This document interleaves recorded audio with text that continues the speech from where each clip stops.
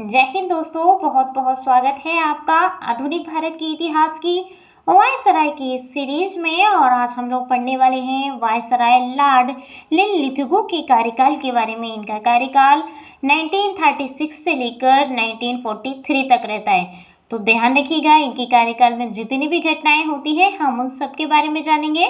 तो चलिए बिना देरी के वीडियो को शुरू करते हैं। हम लोग पढ़ रहे हैं लॉर्ड लिनलिथगो के कार्यकाल के बारे में। तो देखिए, लॉर्ड लिनलिथगो के कार्यकाल में भारत में पहली बार चुनाव कराए जाते हैं। अर्थात जो भारत स्वतंत्र भारत से पहले भी भारत में सबसे पहले चुनाव कब होते हैं, तो 1936 से 37 के दौरान भारत में चुनाव कराए जाते हैं।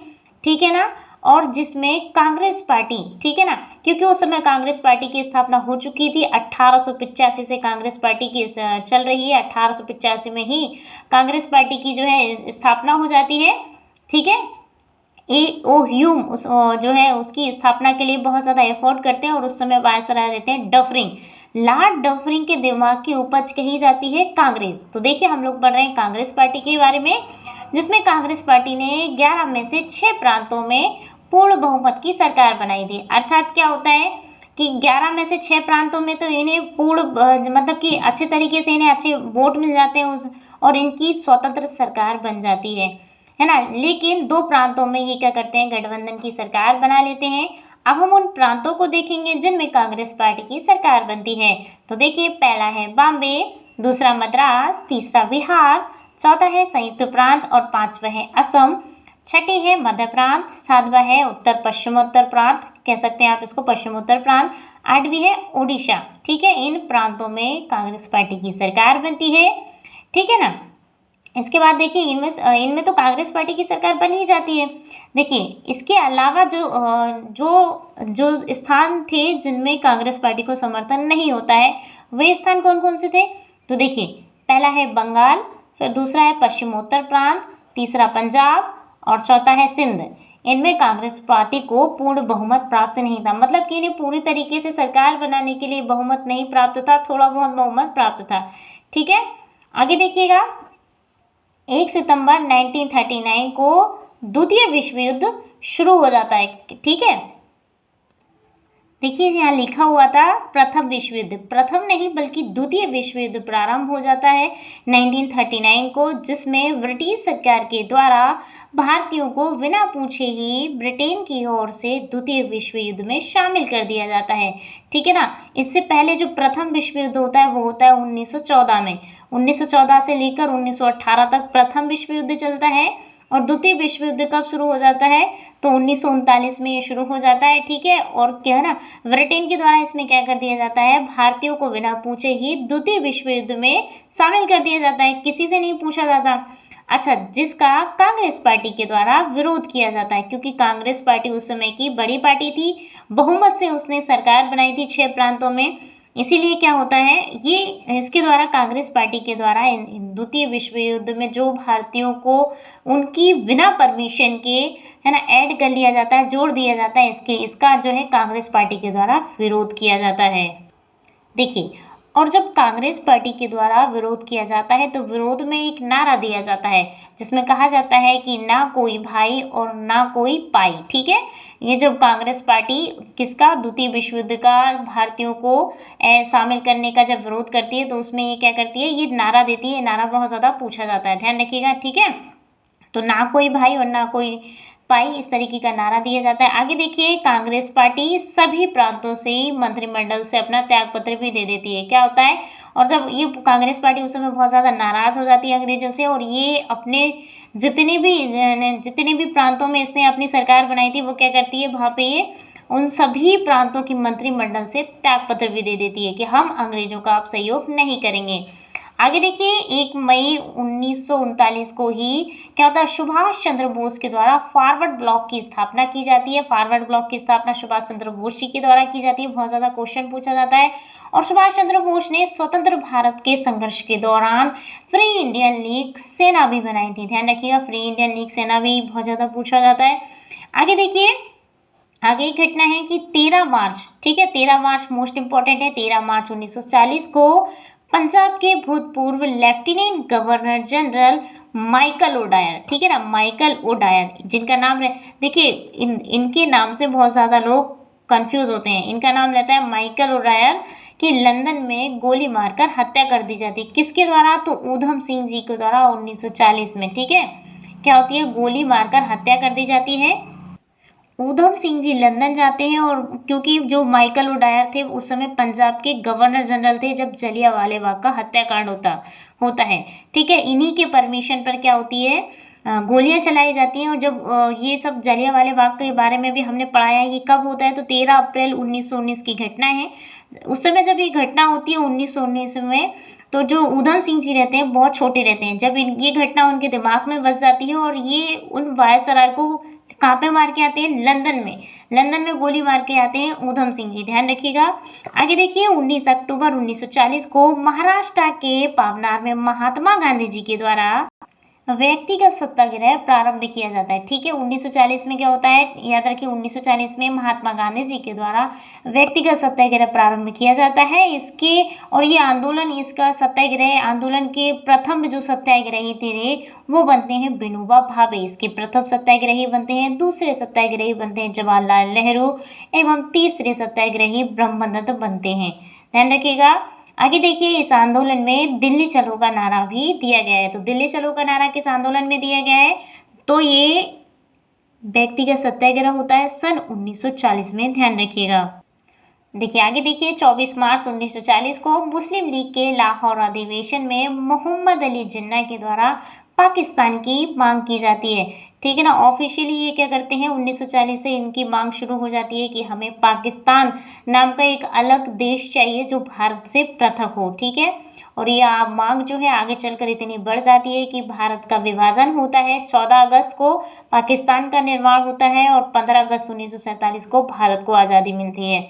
तो ध्यान रखिए। अच्छा, एक बात और क्वेश्चन में पूछा जाता है कई बार कि पाकिस्तान जो शब्द है वो किसने दिया, तो चौधरी रहमत अली के द्वारा ही पाकिस्तान नाम की जो रचना है, उसका जो शब्दावली है वो चौधरी रहमत अली जी के द्वारा ही दी गई है।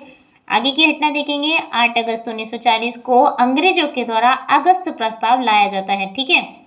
क्योंकि अब कांग्रेस पार्टी नाराज हो गई है, इस्तीफा दे दिया है, हमने पहले ही देख लिया। तो अब क्या होता है, अंग्रेजों के द्वारा क्या होता है, अगस्त प्रस्ताव लाया जाता है। लेकिन इसको भी एक्सेप्ट नहीं किया जाता है, ना तो कांग्रेस के द्वारा और ना ही किसके द्वारा, मुस्लिम लीग के द्वारा।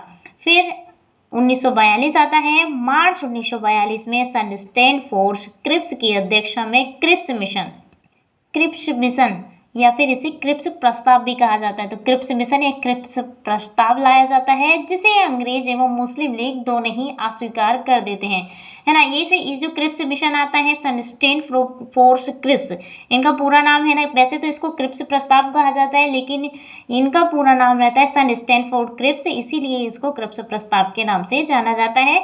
और जब ये आता है तो ये बहुत सारी चीज़ों की मांग करता है, मतलब ये भारतीयों से कहता है कि हम आपको बहुत सारी चीज़ें दे देंगे, स्वतंत्र राष्ट्र, डोमिनियन स्टेट का दर्जा देंगे, बहुत सारी चीज़ें। इन क्रिप्स मिशन हो गया, इससे पहले जो अगस्त प्रस्ताव आता है, अंग्रेजों के द्वारा भारतीयों को बहुत सारी चीज़ें इनमें दी जाती हैं, लेकिन भारतीयों को आज़ादी चाहिए रहती है, स्वतंत्र भारत का इनको निर्माण चाहिए रहता है, इन्हें आज़ादी चाहिए रहती है। इसीलिए ये सारे जितने भी प्रस्ताव आते हैं अंग्रेजों के द्वारा, उनको अस्वीकार कर देते हैं। देखिए ठीक इसी प्रकार से जो क्रिप्स प्रस्ताव आता है उसको भी अस्वीकार कर दिया जाता है। आगे देखिए, 7 अगस्त 1942 को अंग्रेजों की बैठक, देखिए 7 अगस्त 1942 को कांग्रेस की बैठक कहाँ पे होती है, बम्बई के ग्वालियर टैंक में होती है, जिसकी अध्यक्षता मौलाना अबुल कलाम आज़ाद करते हैं। ध्यान रखिएगा, मौलाना अबुल कलाम आज़ाद हैं, इन्हें स्वतंत्र भारत के शिक्षा मंत्री भी बनाए गए थे, है ना। और ये क्या करते हैं, ये अब जितने भी कांग्रेस अधिवेशन होते हैं ज़्यादातर यही उनकी अध्यक्षता करते हैं। तो 7 अगस्त को जो कांग्रेस का अधिवेशन होता है, कहाँ पे होता है, बम्बई में, ये उनकी अध्यक्षता करते हैं। और क्या पे वहाँ पे एक प्रस्ताव दिया जाता है। आगे देखिए, 8 अगस्त 1942 को कांग्रेस पार्टी के द्वारा भारत छोड़ो आंदोलन को क्या स्वीकार कर दिया जाता है कि हम अब भारत छोड़ो आंदोलन चलाएंगे, ठीक है। ये कब प्रस्ताव, सबसे पहले 7 अगस्त से इसकी शुरुआत होती है, 8 अगस्त को क्या होता है, कांग्रेस पार्टी इसको एक्सेप्ट कर लेती है, स्वीकार कर लेती है। अब आ गया 9 अगस्त। तो देखिए 9 अगस्त 1942 को महात्मा गांधी जी के द्वारा भारत छोड़ो आंदोलन शुरू कर दिया जाता है। और जब 9 अगस्त 1942 को महात्मा गांधी जी के द्वारा भारत छोड़ो आंदोलन शुरू किया जाता है, जिसमें महात्मा गांधी जी के द्वारा करो या मरो का नारा दिया जाता है, यानी कि डू और डाई का नारा महात्मा गांधी जी के द्वारा कब दिया जाता है, तो भारत छोड़ो आंदोलन में महात्मा गांधी जी के द्वारा डू और डाई यानी कि करो या मरो का नारा दिया जाता है। जब ये नारा महात्मा गांधी जी के द्वारा दिया जाता है तो अंग्रेज इससे बहुत ज़्यादा डर जाते हैं और ये क्या करते हैं, 9 अगस्त 1942 को ही अंग्रेजों के द्वारा भी ऑपरेशन जीरो चलाया जाता है। ऑपरेशन जीरो क्या था, तो मतलब कि शून्य आवर यानी कि जीरो समय में, 0 घंटे में कांग्रेस के, ठीक है ना, ये जो ऑपरेशन इसके द्वारा चलाया जाता है जिसमें कांग्रेस के सभी महत्वपूर्ण नेताओं को गिरफ्तार कर लिया जाता है। जितने भी उस समय नेता थे उन सभी को गिरफ्तार कर लिया जाता है और अलग अलग जगह पे इनको रखा जाता है। गिरफ्तार करने के बाद है ना, महात्मा गांधी जी को जितने भी नेता थे उन सबको अलग अलग रखा जाता है। तब उषा मेहता, राम मनोहर लोहिया, जयप्रकाश नारायण, ये क्या करते हैं, इन सब, अरुणा आसफ अली, ये सब, क्योंकि बहुत सारे जितने भी बड़े नेता थे कांग्रेस के उन सबको तो गिरफ्तार कर लिया जाता है, ठीक है ना, किसके द्वारा, अंग्रेजों के द्वारा। जब अंग्रेज, तो उस समय जो भारत छोड़ो आंदोलन चल रहा था उसका नेतृत्व कौन करता, तो उस समय भारत छोड़ो आंदोलन का नेतृत्व यही लोग करते हैं, उषा मेहता, राम मनोहर लोहिया, जयप्रकाश नारायण, और किससे, खुफिया रेडियो से, ठीक है। उस समय रेडियो चला करते थे तो खुफिया रेडियो चलाते हैं और ये उस समय भारत की जनता का नेतृत्व करते हैं, ठीक है। खुफिया रेडियो के लिए इन्हें बहुत ज़्यादा जाना जाता है। आगे देखिए, ये हम लोग पढ़ रहे थे लॉर्ड लीनिथगो के कार्यकाल की घटनाएं। सन 1936 में ही अखिल भारतीय किसान सभा का पहला सम्मेलन लखनऊ में होता है, जिसकी अध्यक्षता स्वामी सहजानंद करते हैं। स्वामी सहजानंद, ठीक है, ध्यान रखिएगा इनके नाम को भी, स्वामी सहजानंद ही इसकी अध्यक्षता करते हैं। देखिए, एक क्वेश्चन जो है महात्मा गांधी से रिलेटेड है, वो बहुत ज़्यादा एग्जाम में पूछा जाता है कि जब भारत छोड़ो आंदोलन में महात्मा गांधी जी को अंग्रेजों के द्वारा गिरफ्तार किया जाता है तो उन्हें कहाँ रखा जाता है, तो महात्मा गांधी जी को पूना के आगा खां पैलेस, ठीक है, तो महात्मा गांधी जी को पूना के आगा खां पैलेस में रखा जाता है। और भी जो अन्य सदस्य थे उस समय, जो डॉक्टर राजेंद्र प्रसाद थे, उन्हें बांकीपुर की जेल में, मौलाना अबुल कलाम आज़ाद को इनको बाकुंडा के जेल में रखा जाता है। जो सरोजनी नायडू थी, जवाहरलाल नेहरू थे, इनको सबको अलग अलग जगह पे रखा जाता है ताकि कोई नीति ना बना सके, ठीक है। अलग अलग रहेंगे तो एक दूसरे की बात नहीं सुन पाएंगे और कोई ऐसी इस तरीके का आंदोलन नहीं खड़ा हो पाएगा, ठीक है। तो ये हम लोगों ने जाना लॉर्ड लीनिथगो के कार्यकाल के बारे में। तो इनके कार्यकाल से आधुनिक भारत के इतिहास में जितने भी क्वेश्चन किए जाते हैं, वो यदि आपने लास्ट तक इस वीडियो को देखा है तो आशा करते हैं कि सारे क्वेश्चन क्लियर हो ही जाएंगे। तो चलिए मिलते हैं अगले वीडियो में, तब तक के लिए जय हिंद, जय भारत, थैंक यू।